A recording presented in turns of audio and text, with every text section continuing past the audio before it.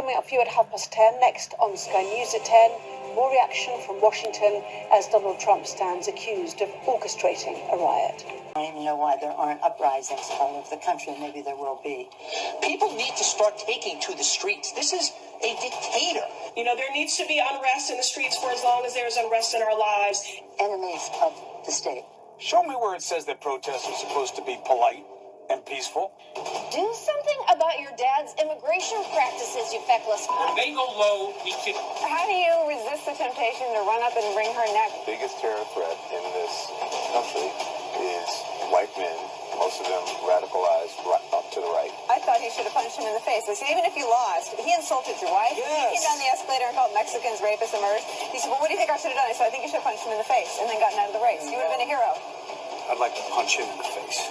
I said if we were in high school, I'd take him behind the gym and beat the hell out of him. Punch some people in the face! When was the last time an actor assassinated a president? They're still going to have to go out and put a bullet in Donald Trump, and that's a fact. Look, as his character is stabbed to death.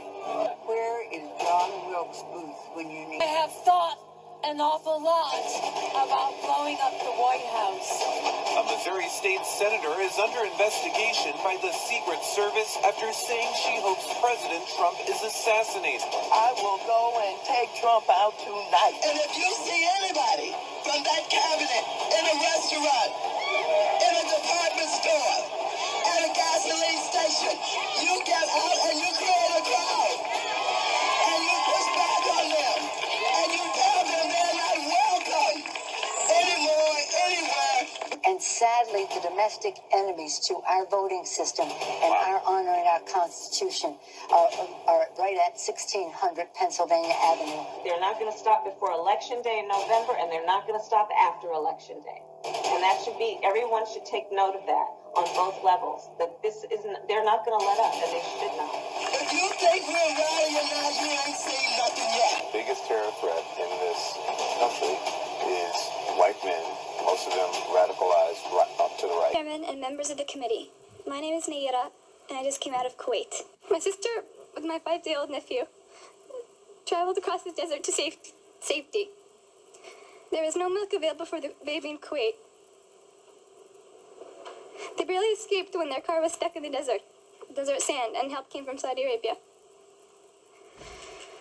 I stayed behind and wanted to do something for my country. The second week after the invasion, I volunteered at the Al-Adan hospital with 12 other women who wanted to help as well.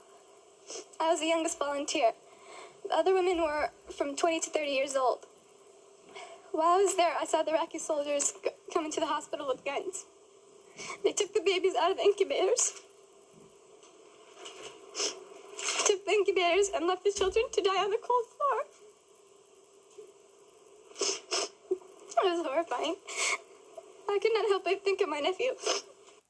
Naira's testimony was rebroadcast across the country and marked a turning point in public opinion on going to war. President George H.W. Bush repeatedly cited her claims. Had kids in incubators, and they were thrown out of the incubators so that Kuwait could be systematically dismantled. Jules, this is Ryan. Was on an airplane that's been hijacked. If things don't go well, I'm going to do this. I just want you to know I absolutely love you. I want you to do good. So have a good time. Thanks to my parents and everybody. And I just totally love you. And I'll see you in December. Bye, babe.